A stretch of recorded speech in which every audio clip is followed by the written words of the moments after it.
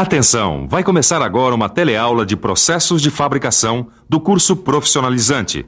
Este módulo tem um total de 80 aulas. Hoje, você vai assistir a teleaula número 21. Bons estudos!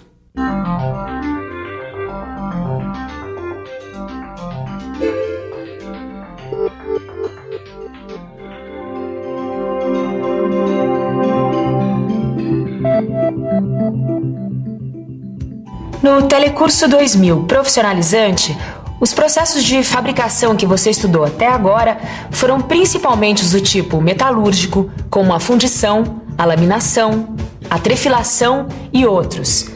E você deve estar se perguntando, quando é que eu vou aprender os processos de fabricação utilizados para transformar um material como esse, fundido, numa peça toda cheia de detalhes como essa aqui? Pois você pode parar de se afobar, hein? Agora que você já está uma fera nos processos de fabricação que preparam a matéria-prima, está na hora de pôr de fato a mão na massa e aprender os processos mecânicos de fabricação. A partir dessa teleaula, você vai entrar em contato com a maior família dos processos de fabricação, a usinagem. Você vai conhecer toda a tecnologia que está por trás desses processos, desde os mais simples até os mais sofisticados. Nessa etapa, vão ser 40 teleaulas, que vão estar divididas em 2 livros de estudo. Você vai ver que os processos de fabricação metalúrgicos são apenas o começo da história. Depois que um material passa pela fundição, como esse aqui, por exemplo, ele precisa passar por um ou vários processos de usinagem para se transformar numa peça como essa aqui. Mas afinal de contas, o que é uma usinagem? Isso e muito mais você vai aprender nessa teleaula.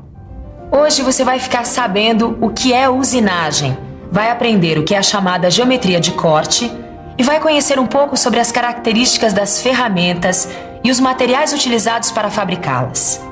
Muito bem, já que usinar é preciso, está na hora de aprender. A nossa teleaula está começando.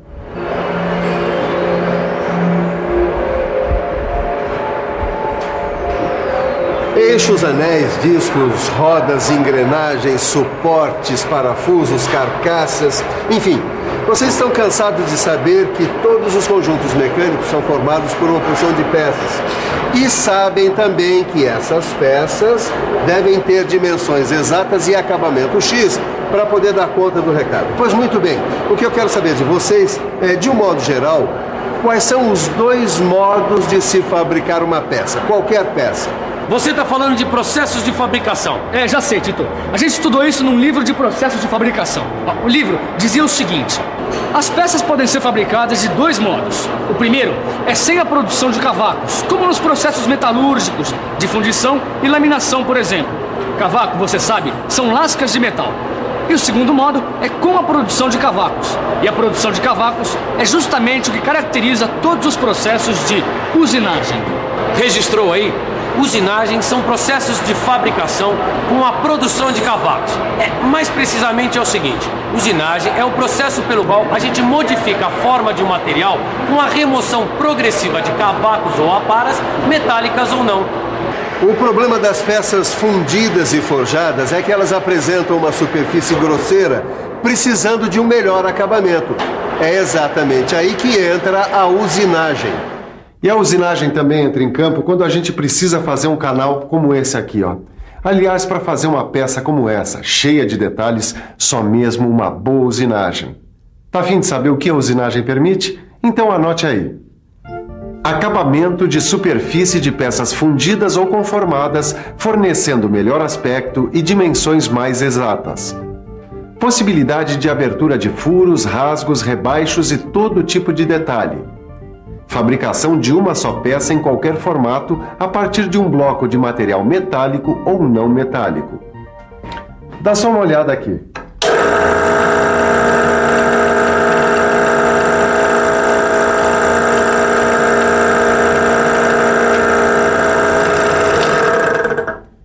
A furação produz cavaco, ou seja, trata-se de um processo de usinagem. E qualquer usinagem é basicamente um processo de cisalhamento, ou seja, a ruptura da estrutura cristalina do metal por aplicação de pressão.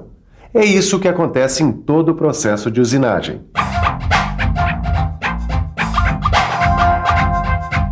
Limagem, rasqueteamento, torneamento, fresamento e retificação são algumas das operações dessa grande família que é a usinagem. Em qualquer operação de usinagem, as ferramentas são presença obrigatória. A lima, por exemplo, é uma ferramenta manual usada no processo de limagem. Já essa ferramenta aqui, olha, ela é utilizada numa máquina chamada torno, que é a máquina operatriz ou máquina ferramenta, que faz o torneamento. Mas o interessante aqui é que qualquer que seja a ferramenta, todas elas realizam o cisalhamento ou corte, como dizem os mecânicos, através de um princípio fundamental que você já viu numa das primeiras teleaulas do Telecurso 2000 Profissionalizante, a cunha. Na talhadeira, na serra, na ferramenta do torno, enfim, a cunha marca a presença em todas as ferramentas de corte. E repare que a sua característica mais importante é o chamado ângulo de cunha. Quanto menor esse ângulo, mais facilidade tem a ferramenta para cortar. Tudo bem, Silva. Quanto menor o ângulo da cunha, mais a ferramenta corta. É legal. Mas também é fácil perceber que quanto mais agudo for o ângulo, menos resistente a ferramenta. Como é que é isso? Peraí, que essa eu respondo, pai. A gente não pode esquecer que todo material oferece uma resistência ao corte. E essa resistência depende da dureza e da tenacidade que o material que vai ser cortado. Claro. Assim, a ferramenta, ela deve ter um ângulo que permita vencer essa resistência sem danificar a ferramenta. É isso mesmo, é só pensar num exemplo prático que fica mais fácil. Vamos pensar um pouco? Vamos pensar um pouco. Ah, já sei. É só pensar num formão usado por um marceneiro. É fácil perceber que a cunha dessa ferramenta pode ter um ângulo bem agudo, uma vez que a madeira oferece pouca resistência ao corte. É isso. Já a cunha de uma talhadeira precisa de um ângulo mais aberto, porque nesse caso a resistência é maior. Mas não fique achando que é só ter o ângulo de cunha adequado e fim de papo, não. Dá só uma olhada aqui. Essa operação chamada rasqueteamento eu posso fazer com a ferramenta nesta posição ou nessa posição aqui. É claro que existe uma posição mais indicada. Isso mesmo, a posição da ferramenta em relação à superfície que vai ser cortada também influi. O seu livro de estudos tem algumas ilustrações que mostram isso muito bem. Ah, tá aqui. Essa figura representa a ferramenta de uma plaina. Repare que existe uma área de atrito muito grande entre a ferramenta e a superfície da peça, o que não é bom. Para resolver esse problema, a ferramenta deve ser afiada, criando assim um ângulo chamado de ângulo de folga ou F. E além do ângulo de cunha C e do ângulo de folga F, tem ainda outro ângulo muito importante, que tem tudo a ver com a posição da cunha. É o ângulo de saída S. Esse ângulo de saída ou de ataque pode ser positivo, nulo ou ainda negativo. É desse ângulo de saída que vai depender o maior ou menor atrito da superfície de ataque da ferramenta. E você já sabe, quanto mais atrito, mais esquenta a ferramenta. Por isso, é importante, dependendo do material que vai ser usinado, utilizar uma ferramenta com ângulo de saída nulo ou até com ângulo de saída negativo. No seu livro de estudos, você vai encontrar mais informações sobre esse assunto. O importante, por enquanto, é saber que todas essas informações sobre ângulos é o que a gente chama de geometria de corte.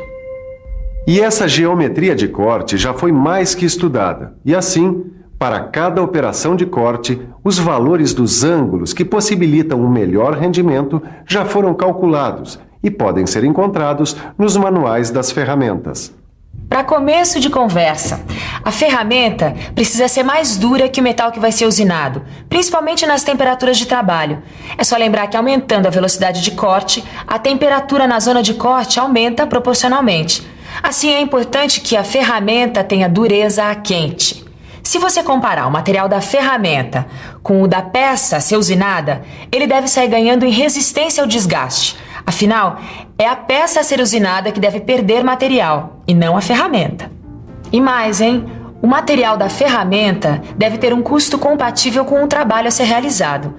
Um material mais caro só é usado quando compensa o seu custo com ganhos de qualidade, produtividade e competitividade. Para ter todas essas características e mais algumas, e para apresentar o desempenho esperado, a ferramenta não pode ser fabricada assim no escuro, né? Essa fabricação tem que levar em conta vários fatores. Você quer saber quais? Então fique por dentro.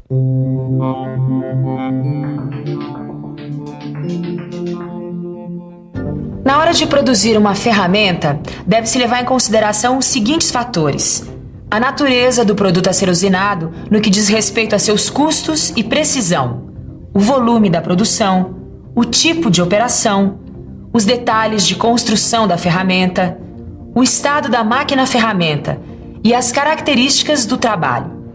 Quer dizer então que todas essas ferramentas foram fabricadas levando em consideração todos esses fatores? Claro, e mais, essas ferramentas podem ser fabricadas com vários materiais. Essa talhadeira, por exemplo, é de aço carbono. Essa broca aqui é de aço liga. Exatamente, os aços ligas médios, como são chamados, são bons de resistência ao desgaste. Aí tem também essa ferramenta de torno aqui, que é de aço rápido. Aí de liga não ferrosa, tem alguma? Tem sim. Essa aqui, por exemplo. Tá vendo? Elas são boas pra quê, Silva? Elas são boas de se trabalhar em altas temperaturas. Dá uma olhada aqui. Essa aqui parece que tem uma espécie de pastilha presa nela. Sim. Essa é a pastilha de metal duro ou carboneto sinterizado. Agora, vocês sabem para que tipo de serviço ela é boa? Não. E você em casa quer saber? Pois então dê uma olhada no seu livro de estudos, que lá você vai encontrar informações detalhadas sobre os materiais com os quais as ferramentas são fabricadas e suas indicações. Mas antes, que tal uma boa revisada no que a gente viu hoje? E atenção, se liga aí que é hora da revisão. Na teleaula de hoje, você aprendeu que a usinagem é um processo pelo qual se modifica a forma de um material pela remoção progressiva de cavacos ou aparas. Aprendeu que as ferramentas são fundamentais nesse processo e que o corte é executado pelo princípio fundamental da cunha. Ficou sabendo o que é ângulo de folga, ângulo de cunha e ângulo de saída ou ataque, que representam o que é chamado de geometria de corte. Por último, aprendeu que para fabricar uma ferramenta é necessário levar em consideração uma série de fatores e que essas ferramentas podem ser fabricadas de vários materiais. E aí, você gostou, não é mesmo? E olha que esse só foi o primeiro passo, hein? A gente ainda tem muita usinagem pela frente. Na próxima teleaula, por exemplo, a gente vai falar sobre os parâmetros de corte. Mas para chegar até lá, sem dúvidas, é bom você dar uma boa estudada no seu livro, hein? Espero você na próxima teleaula. Tchau!